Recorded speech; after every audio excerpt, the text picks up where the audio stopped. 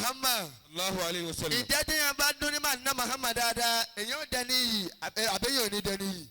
Ìjẹ́ tí yẹn bá ná màá ná Muhammad dáadáa ìjẹ́ nu yẹn ó tọrọ àbí kò ní tọrọ. Sallallahu ìjẹ́ tí alayhi wa yẹn bá sallam. dún ní màá ná Muhammad dáadáa Sallallahu ìjẹ́ alayhi yóò wa sallam. rọlọ́hún àbẹ́yẹ̀ ò ní rọlọ́hún. Sallallahu Nínú alayhi àwọn wa ọlá sallam. tí wọ́n bẹ fún ànábì ọlá tí bẹ fún ànábì Muhammad ó pọ̀ gan ó pọ̀ kò sẹ́ni tó lè gbọ́ tán èyàn ó máa gbọ́ títí yẹn ò fi bọ́lọ̀ òní. Àmọ́ nú ẹ̀ lẹ́yìn tó tún máa ṣàǹfààní fún kó wá inú ẹ̀ náà làwọn náà tó wá fẹ́ rán wa létí inú ẹ̀ lónìí. Wa min fadaili salati alayhi sallallahu alayhi wa sallam. min fadaili salati alayhi sallallahu alayhi wa sallam. nínú àwọn ọlá tí ń bẹ fún ká máa ṣe salatu fún ànábì Muhammad. annaha dalailul khayrat wal barakat. òun náà ní ìtọ́ka oríire ẹni tẹ́ ẹ bá dípò ní àlùbáríkà nu ayé àsàlátù fún ànábì Muhammad lójú orí. sallallahu alayhi wa sallam. wal futuhati sinniya. ànábì Muhammad òun ní ìpìlẹ̀ oríire òun ní ṣọ́ọ̀ṣì oríire ẹni tó bá sọ oríire nu ayé àsàlátù fún ànábì Muhammad òun ló gbé débẹ̀. wa manba'ul hasanat. ìṣẹ̀lẹ̀ ìwé ìkẹ́ ànábì Muhammad ni. wa mahbatu rahmat. Naam. wal ibdal wal in'am. ẹ̀rí ìsàtàlátù fún ànábì Muhammad òun ni ó máa jẹ́ kí yẹn rí ìkẹ́ yóò jẹ́ kí ìkẹ́ súnmọ́yàn yóò jẹ́ kí ọlá súnmọ́yàn àti onírànràn ẹ̀dẹ̀ra ẹni tó lọ́n bá kẹ́nu ayé ó pọ̀ ní sàtàlátù fún ànábì Muhammad ni ẹni tí ọlọ́run ò kẹ́ kò sàtàlátù fún ànábì ni. wa babu ribahi wal falahi. ẹ̀rí ìsàtàlátù fún ànábì Muhammad báàbù rìbáyì wal fulah ìsàtàlátù fún ànábì ẹni tó bá pọ̀ ní sàtàlátù fún ànábì lẹ́kùn tó sí síta tó sí sínú lẹ́kùn oore lẹ́kùn àánú ìsàtàlátù fún ànábì Muhammad ni ó jẹ́ ẹ̀dẹ́bẹ̀. wasallahi wal atiya. ẹ̀rí ìsàtàlátù fún ànábì òun ni dáadáa tí ó máa ṣẹlẹ̀ nínú ọmọ ẹ̀dẹ́ ènìyàn àti èrè ń jẹ́ téèyàn máa rí gbà láyé àtọ̀run ìsàtàlátù fún ànábì ni ó jẹ́ yẹn máa rí jọ. wa kanzun najahi wa kanzun najah. ẹ̀rí ìsàtàlátù fún ànábì ibùdó àṣeyọrí ńlá kan ni tó jáde pé ẹlòmíì ò ní lè ṣe wú ẹ̀ láyé. wa bahru samahi. ẹ̀rí ìsàtàlátù fún ànábì agbami odò ìkẹ́ ńlá kan ni. liman laha qad adama. ẹ̀rí gbogbo ohun tá a wá kàkálẹ̀ yìí ó ti wà bẹ́ẹ̀ fáwọn tí máa ń sàtàlátù fún ànábì lóde tí wọ́n máa jẹ lọ gbére ó dọ̀hún ó dá lódù oríire ó dá lódù kẹ́ ó dá lódù àlàáfíà sínú ayé ẹ̀ tí ó máa jẹ lọ gbére. wa wuslat bayna al-abdi wa rabbihi. ẹ̀rí sàtàlátù fún ànábì Muhammad tá à ń sọ yìí òun ní okùnfà tó wà láàrin ẹrú àti olówó àti ọlọ́wọ́n ọba rẹ̀. wa sababul husuli wal arzaq. ànábì Muhammad là ń sọ látàárọ̀ ẹlòmíì ò tí ì rí àrẹ̀ jágbà lọ́wọ́ èṣù ẹlòmíì ò tí ì rí àrẹ̀ jágbà látàárọ̀ iṣẹ́ àti àrìbẹ̀nu tí ń ṣe àmọ́ ìwọ tó bá mọ̀ pa ànábì Muhammad ó jẹ́ ẹni tí ó ju líìdì rẹ̀ wọnú àlìjẹ́nà yorùbá ànábì Muhammad fún ààrẹ mi tó dòkó sí. wal ganaim ad-dunyawiyya. ẹ̀rí yorùbá ànábì Muhammad òun ni sábàbí oríire òun ni sábàbí oríire wal ganaim ad-dunyawiyya. ẹni tó bá ń yorùbá ànábì Muhammad yóò rí oríire láyé yóò rí èrè ǹjẹ́ láyé. wa hijabun min al-khurubi. ẹ̀rí ẹni tó tẹ̀sẹ̀ láti fún ànábì Muhammad òun ni gàgá tí ó sọ ọkùn omi ìbànújẹ́. wa ẹ yorùbá ànábì hijabun Muhammad min al-khurub. ẹni tí bá ń yorùbá ànábì Muhammad òun ni gàgá tí ó yọ ọkùn omi ìbànújẹ́ tí ó lè ọkùn omi ewu. wal khutub. ẹni tó bá ń yorùbá ànábì Muhammad bákan náà alukutur òun ni ó sọ ọkùn omi ewu wal atham. àti gbogbo onírànràn ẹ̀ṣẹ̀ ẹ̀rọ ànábì Muhammad tó ń kó wa wá gbé wá sáàyè yìí òun gẹ́gẹ́ náà ni tó yẹ kó wá máa sìn ìwọ tó dìde nílé ara rẹ tó wá nu agbo ànàsíríyà tiwa láàyè yìí onígbó sóríire kíra rẹ kú oríire yorùbá ànábì Muhammad kó fi kíra rẹ kú oríire.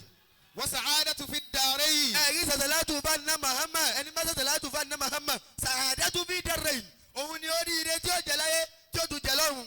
wa tukhaffifu sakaratil maut. ẹni bá sàtàlátù fún ànábì Muhammad ẹlòmíì yóò kú ẹlòmíì lè kú tó jáde pé ikú gbóná ni ó kú ẹlòmíì lè kú tó jáde pé mọ́tò ni ó pa àmẹ́ni tó bá kúrò ní sàtàlátù fún ànábì Muhammad yóò kú yóò fara balẹ̀ fọwọ́ rọ ikú ni. wa tahfadhu min al-ahwali ad-dunyawiyyati wal ukhrawiyya. ẹni tó bá pọ̀ ní sàtàlátù fún ànábì Muhammad ó ní wọn ò rí iye ní bẹ̀láyé ẹlòmíì ọlọ́run lè dá lọ́lá owó ẹlòmíì ọlọ́run lè fún lọ́lá yìí ẹlòmíì yóò kọ́lé mọ́lé yóò rà mọ́tò tàwálù mí lẹ́la àwálì dunyawi oníràn orí iye ní bẹ̀láyé ẹni bá pọ̀ tẹ́lẹ̀ àsàlátù fún ànábì Muhammad yóò máa orí iye láyé àtọ̀run. wa amanu min al-fatanat. ẹni bá pọ̀ ní sàtàlátù fún ànábì Muhammad oníràn fìtínà yóò ní jẹ́ tiẹ̀ ọlọ́run ó sọ kó ń bẹ oníràn àwọn aburú. wa mutlaqatun inda suwali al-malakayn. ẹ̀rí ayé ìgbà tó bá kù wọ nìkan nù sàré níjọ́ máa ń rọ̀ búkà níjọ́ máa ń kìtàbíkà tí ó kù wọ nìkan nù sàré ìgbà ní sàtàlátù fún ànábì Muhammad rẹ ní ọjọ́ máa rí ìbéèrè táwọn màláíkà bá ń bi ọ́ dáhùn jọ náà. wa sirajun fil qubur. gbogbo wa lámọ̀ ìgbé sàré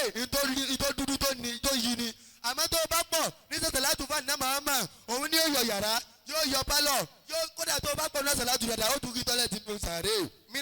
من الوحشات والظلام. náà من الوحشات والظلام. ìwọ tó o bá pọ̀ nínú sàṣàlátù fún àná Muhammad gbogbo nǹkan kàlá tọrọ yìí yóò jẹ́ tiẹ̀ náà. ويظلل المصلي تحت ظل العرش. àpèwọ́ tó ń sàṣàlátù fún àná Muhammad tó o bá pọ̀ ní sàṣàlátù fún ànábì ìjọ ìgbéǹde àlìkìyàmà táàtà sílẹ̀ àrùn ó wà láwé àga àlẹ́ àrà sí ọlọ́run níjọ́ tí gbogbo èèyàn wà nínú ọ̀run tí àmùjọ kálukú ọmọ sọ pìtì pìtì fún ọ̀run tó gbóná àmọ́ wọ́n tó bá pọ̀ ní sàṣàlátù fún àná Muhammad abẹ́ àgẹ́ àlẹ́ àrà sí ló wà ẹ yóò bọ́ nẹ́bì ká nàbí rẹ tún lé kankún. ويؤتي كتابه بيده ẹni tó bá اليمينية. ṣe dáadáa akúmọ̀ pé yóò gba tírà rẹ̀ pẹ̀lú ọwọ́ ọ̀tún jọ́nà ni àmọ́ wọ́n tó bá ṣe dáadáa tó tún sàṣàlátù fún ànábì bá ti ní ẹ máa ṣe yìí ò ní tí tírà rẹ̀ gbà lọ́wọ́ ọ̀tún ìtí ò bá ti mọ rí tírà rẹ̀ gbà lọ́wọ́ ọ̀tún automatically ìlú náà ló lọ. ويحاسب حسابا يسيرا. ìwọ tó bá ṣe dáadáa níjọ́ tá à ń sọ yìí dáadáa náà ló rí gbà o.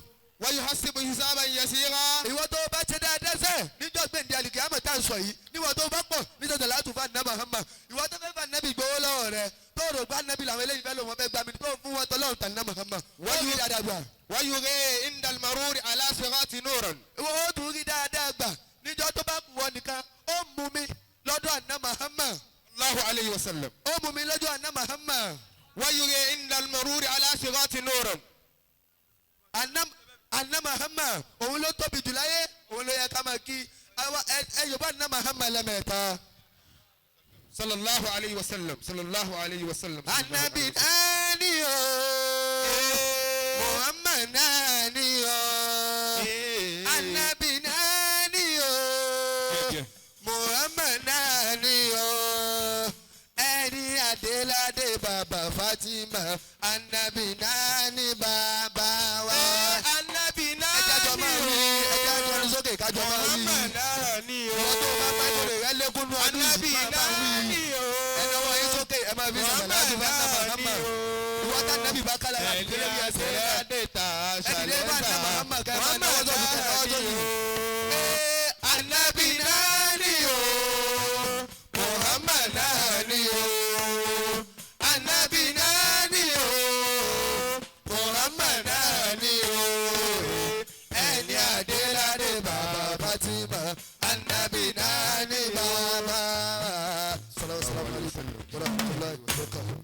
A kí àwọn àlùfáà wa méjèèjì tí wọ́n ṣiṣẹ́ takuntakun.